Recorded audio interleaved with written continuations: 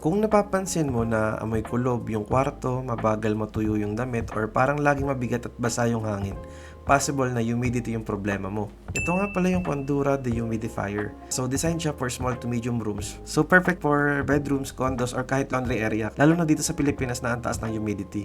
May gulong na pala siya, plus mayroon na ring handle sa gilid.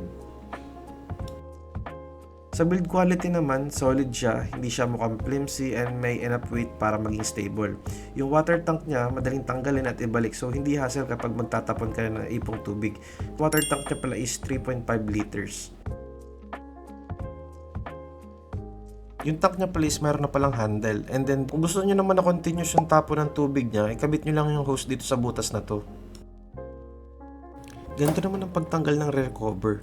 So nandito na rin yung air filter pag gusto mo siyang linisin. Ito naman yung coil evaporator niya. May automatic defrost function pala to guys. So in case sobrang taas ng humid and magkaroon ng ice build up, automatic na yung magde-defrost. So make sure na wag niyong huhugutin or papatayin yung unit.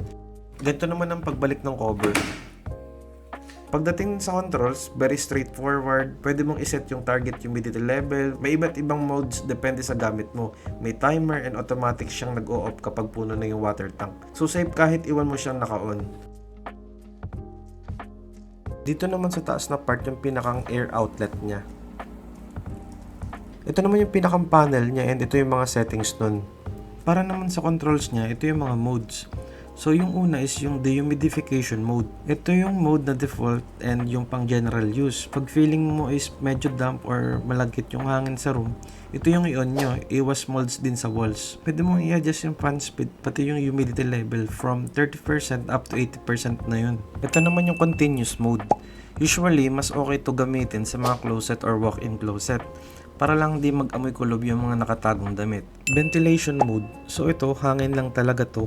Parang electric fan lang para umikot yung hangin sa kwarto. Dry mode. So para sa akin ito yung pinaka-useful. Pag may need kayong patayuin na mga labada, sapatos o kaya carpet, tapos maulan 'di ba? Ito gamitin nyo, mabilis niya lang mapapatayo. Sleep mode. So lahat ng button lights dito is magte-turn off. So yun lang naman yun. Sa timer naman, up to 24 hours ang pwede. Pwede mong i-press pa isa-isa or press hold para mas mabilis. Ito namang isang button is anion. Hahayaan ko na lang na naka-turn off. May tatlong kulay pala to guys at ito ang mga meaning nun.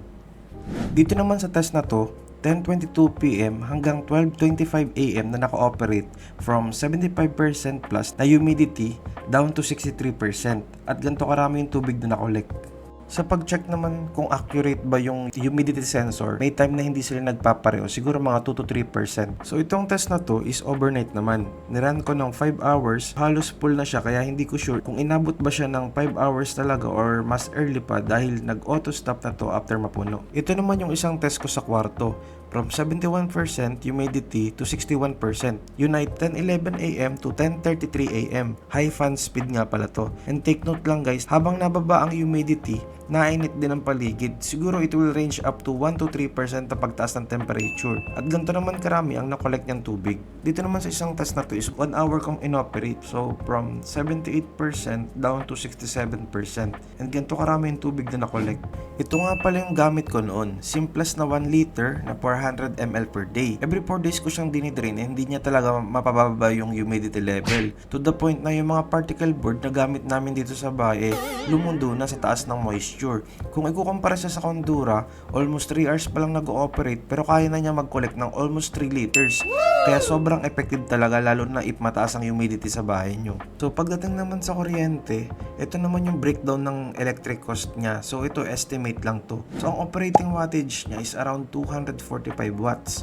And kung ang rate nyo sa lugar nyo is 13 per kilowatt hour, so ang isang araw mo is around 15 pesos. At para sa monthly naman, mga around 477 pesos per month. So kailan ba siya pinaka-okay na gamitin? Dapat bang sarado ang pinto at bintana? Yes. Kapag bukas ang bintana, papasok lang ulit ang humid air at masasayang ang kuryente. Mas mabilis at mas efficient magtrabaho ang dehumidifier kapag sealed ang room. So kanino nga ba effective tong dehumidifier na to? Effective ang dehumidifier para sa mga taong nakatira sa maalinsangan o laging humid na lugar, lalo na dito sa Pilipinas. Kung napapansin mo na lagi kang pinagpapawisan kahit naka-electric fan, may amoy kulob sa kwarto o may moisture at mold sa pader, cabinet o CR, malaking tulong talaga to. So, important reminder lang guys na kung naka-aircon ka, kadalasan hindi mo na kailangan ng dehumidifier dahil ang aircon ay natural na nag-aalis ng moisture sa hangin habang nagpapalamig. Kaya mas dry at mas comfortable na ang room. Kailangan lang ng dehumidifier kung walang aircon o kung fan lang ang gamit at ramdam mo pa rin ang sobrang humidity, lalo na sa tag-ulan. Kung may question kayo or gusto nyo ng long-term update, comment lang sa baba. Thank you!